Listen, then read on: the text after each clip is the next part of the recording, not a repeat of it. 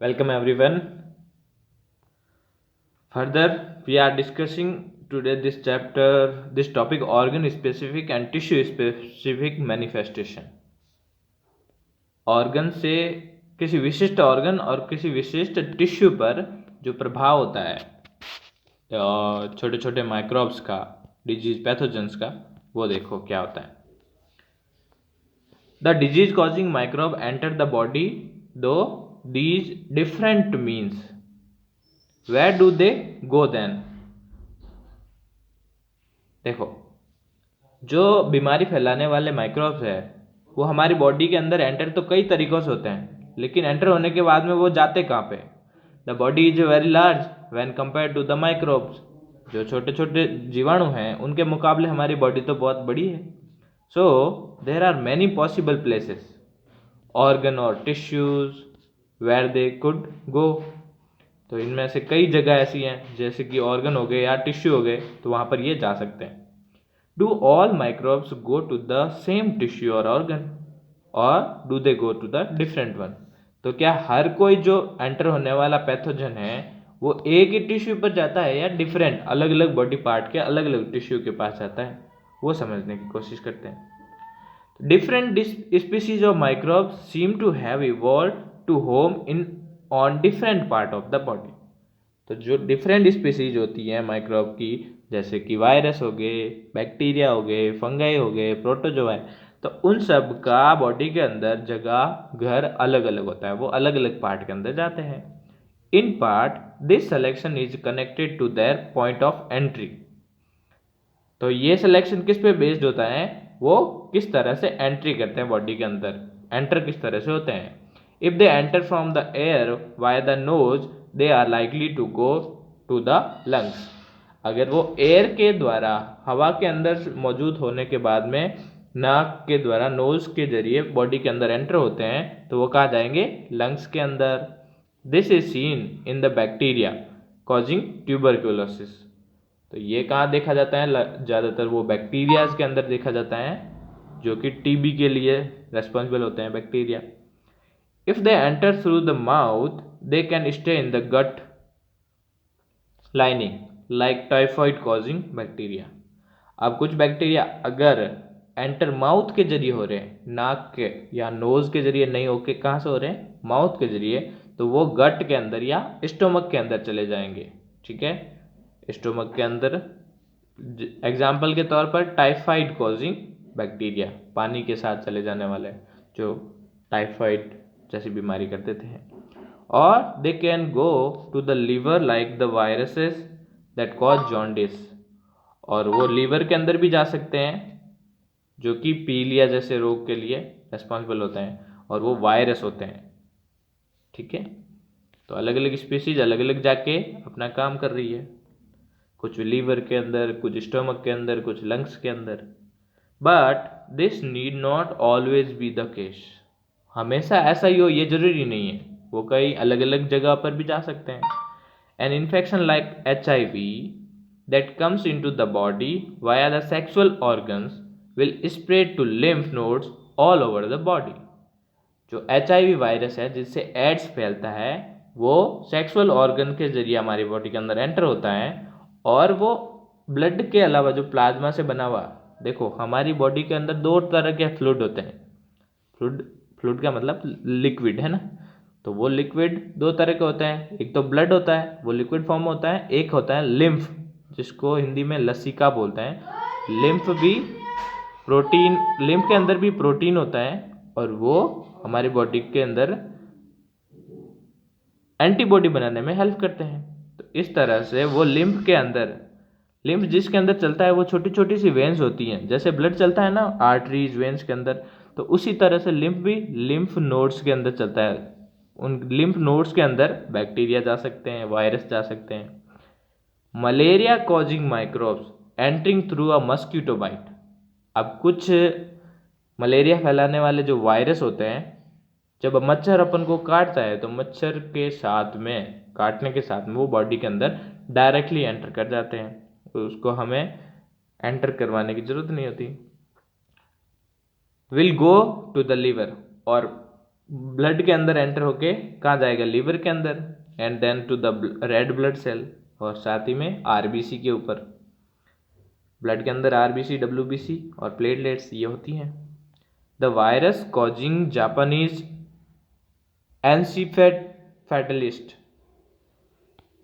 एनसीफेलिटिस और brain fever will similarly enter through a mosquito bite. एक Japanese बीमारी है ये वायरस के द्वारा, जिसको ब्रेन फीवर बोलते हैं। ये भी मस्कीटो बाइट के जरिए हमारी बॉडी के अंदर एंटर होता है। But it goes on to infect the brain, लेकिन ये कहाँ जाता है, ब्रेन को इन्फेक्ट करता है, ये लीवर के अंदर नहीं जाता है। ठीक है, मलेरिया वाला लीवर के अंदर जाता है। The sign and symptom of a disease will thus depend on tissue और organ with the microbe target. तो किस तरह का हमको सिम्टम देखने को मिलता है, खांसी हो रही है, जुकाम हो रहा है, बुखार आ रहा है, या फिर पेन हो रहा है, किस तरह का हेडेक हो रहा है, तो इस तरह के साइन या सिम्टम हमको किस तरह के सिम्टम दिखेंगे किसी बैक्टीरिया के एंटर होने के बाद, ये इस पर डिपेंड करता है कि वो वायरस या बैक्टीरिया या फंगी है या प्रोटोजोआ है, वो कौन से टिश्यू या कौन से ऑर्गन के पास गए हैं और कौन से ऑर्गन को डिफेक्ट कर रहे हैं। ठीक है, if the lungs are the target, अगर बैक्टीरिया या वायरस लंग्स के पास जाते हैं, नोज के जरिए हवा के साथ में लंग्स के अंदर चले गए, then symptom will be cough and breathlessness. तो सिम्टम क्या होगा,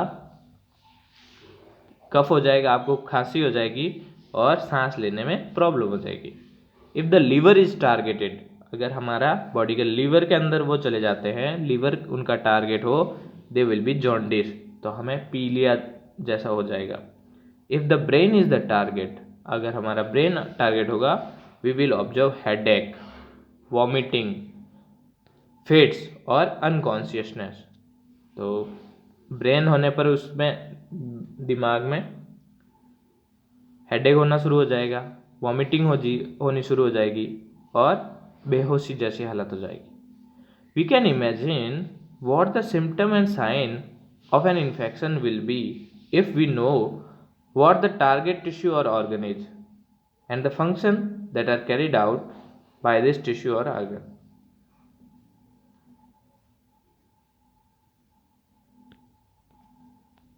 सॉरी। तो इस तरह से हम इमेजिन कर सकते हैं कि कौन से टिश्यू के पास जाने के बाद में किस तरह के सिम्टम हमको देखने को मिलते हैं। In addition to these tissue specific effect of infectious disease, there will be other common effect too. तो सिम्टम के अलावा इन इन्फेक्शियस डिजीज के दूसरे कुछ इफेक्ट भी होते हैं। Most of these common effect depend on the fact that the body's immune system is activated in response to infection. देखो, अब हमको सिम्टम कफ वगैरह देखने को मिल गया, जॉन्डिस वगैरह देखने को मिल गया, तो ये तो हो गए सिम्टम। इसके अलावा कुछ इफेक्ट इनके पड़ते हैं। वो इफेक्ट क्या है, वो इफेक्ट किस वजह से होते हैं, हमारे इम्यून सिस्टम के एक्टिव होने की वजह से। इम्यून सिस्टम को जब इम्यून सिस्टम एक्टिव हो जाएगा तो वो क्या करेगा, an active immune system recruits many cells to the affected tissue to kill off the disease causing microbe. तो वो एक्टिव इम्यून सिस्टम कुछ सेल को ऑर्डर देगा, ब्लड की जो सेल्स होती हैं जो पैथोजन से लड़ती है, उनको ऑर्डर देगा या उनको रिक्रूट करेगा कि देखो जिस टिश्यू के अंदर या जिस ऑर्गन के ऊपर, मान लेते हैं लीवर के अंदर वो इफेक्ट है, लीवर इफेक्टेड है, तो वहाँ जाके उन माइक्रोब्स को मार दे। तो जब वो मारने जाते हैं तो इस वजह से, उनके काम की वजह से बॉडी के ऊपर इफेक्ट पड़ता है। This recruitment process is called inflammation, और इस रिक्रूटमेंट प्रोसेस को ही क्या बोलते हैं, इन्फ्लेमेशन बोलते हैं। As a part of this process there are local effect such as swelling and pain and general effect such as fever. तो इस वजह से इसके इफेक्ट के तौर पर बॉडी के अंदर स्वेलिंग हो जाती है, दर्द होने लगते हैं। स्वेलिंग का मतलब सूज जाना, ठीक है। In some cases the tissue specifying of the infection leads to very general seeming effect. For example, in HIV infection, the virus goes to the immune system and damage its function. इसके अलावा जब HIV virus AIDS हमारी body के अंदर enter करता है तो वो हमारे इम्यून सिस्टम को ही डैमेज कर देता है, क्योंकि वो इतना ताकतवर होता है। अलग अलग बॉडी के जो अलग अलग ऑर्गन हैं वहाँ पे जाके हमारे इम्यून सिस्टम को पूरी तरह तहस नहस कर देगा और उन क्षेत्रों को, उन ऑर्गन्स को और इफेक्ट कर देगा। Thus, many of the effect of HIV AIDS are because the body can no longer fight off the many minor infection that we face every day। अगर किसी को एड्स हो जाता है तो एड्स वायरस की वजह से वो हमारे इम्यून सिस्टम को इतना वीक कर देता है कि जो नॉर्मल बीमारी है उनसे भी हमारी बॉडी फाइट नहीं कर सकती। Instead, every small cold can become pneumonia। तो इस तरह से जो नॉर्मल बीमारी होती है वो जैसे कि नॉर्मल कोल्ड हो गया, जुकाम हो गया, तो वो न्यूमोनिया वायरस न्यूमोनिया के अंदर कन्वर्ट हो जाएगा। Similarly a minor gut infection can produce major diarrhoea with blood loss. तो जो नॉर्मल स्टोमक के अंदर नॉर्मल इन्फेक्शन जो ठीक हो जाता है आसानी से, लेकिन एड्स की वजह से वो सीवियर ब्लड लॉस के अंदर कन्वर्ट हो जाता है, डायरिया हो जाता है। तो ये सब इफेक्ट हुए HIV वायरस के, और HIV जैसे दूसरे वायरस जो हमारे इम्यून सिस्टम को ही डैमेज कर देता है। Ultimately it is these other infection that kill people suffering from HIV ads.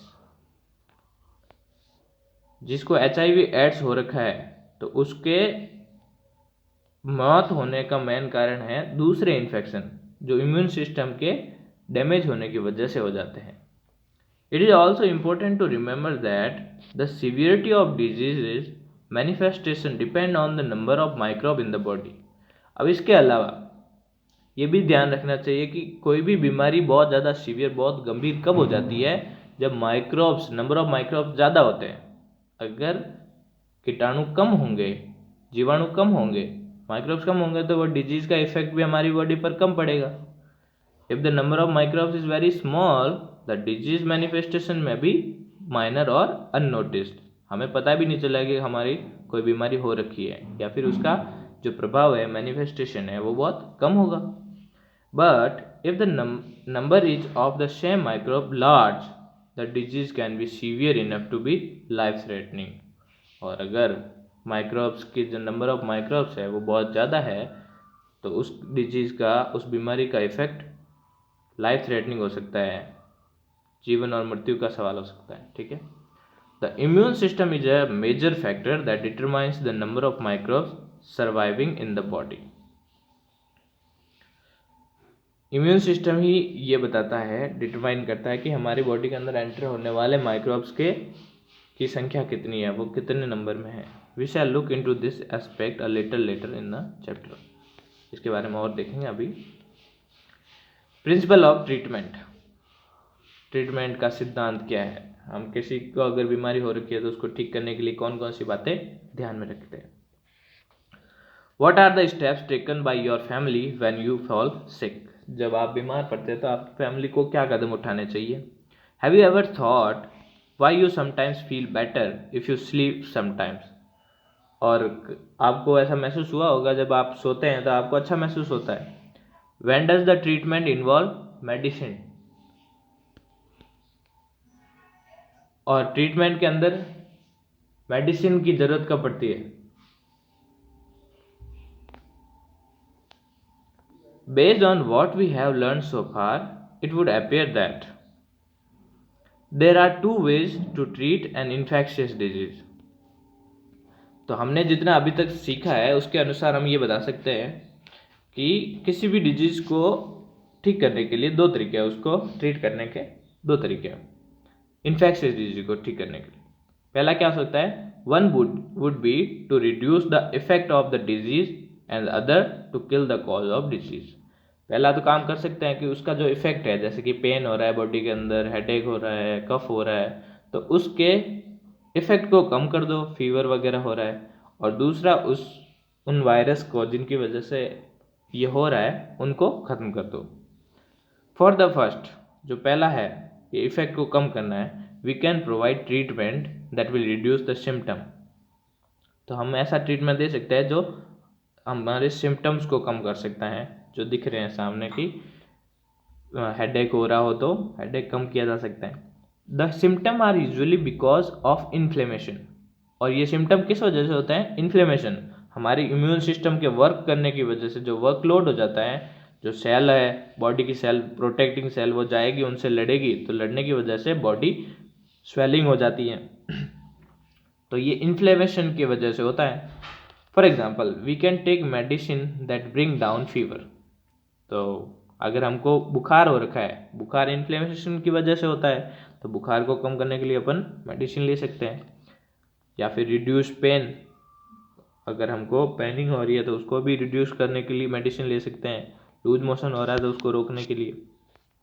We can take bed rest so that we can conserve our energy, और साथ में रेस्ट करके भी हम अपनी एनर्जी को कंजर्व कर सकते हैं।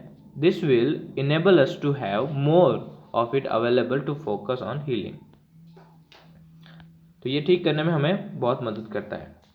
But this kind of symptom directed treatment by itself will not make the infecting microbe go away and the disease will not be cured. अगर हम सिम्टम डायरेक्टेड ट्रीटमेंट ही अपनाएं, सिर्फ सिम्टम जो दिख रहे हैं उसके अनुसार उसको ठीक कर दिया, तो ये हमारी उतनी मदद नहीं कर पाते हैं पूरी तरह से।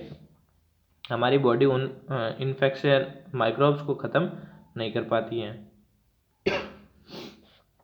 For that we need to be able to kill off the microbes. हमको उन माइक्रोब्स को मारना ही पड़ेगा। How do we kill microbes? तो हम माइक्रोब्स को कैसे मार सकेंगे? One way is to use medicine that kill microbes. पहला तरीका तो ये हुआ कि हम मेडिसिन ले लें जो माइक्रोब्स को मार सके। We have seen earlier that microbes can be classified into different categories. Microbes, पहले हमने पढ़ा था कि माइक्रोब्स को बहुत सारे कैटेगरी के अंदर डाला जा सकता है। कई तरह के होते हैं माइक्रोब्स। तो they are virus, bacteria, fungi, protozoa. Each of these group of organisms will have some essential biochemical process which is peculiar to that group and not shared with the other group.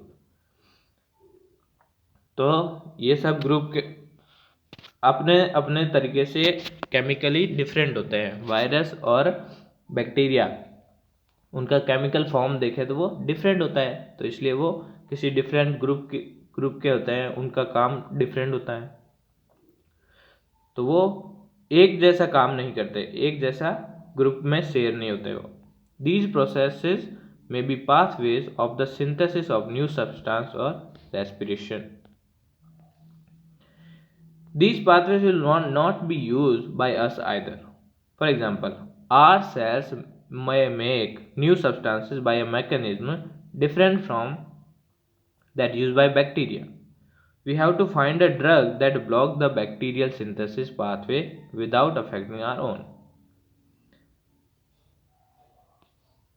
तो हमारी body के द्वारा ऐसा हो नहीं सकता कि जो बैक्टीरिया के प्रोडक्शन को रोक सके।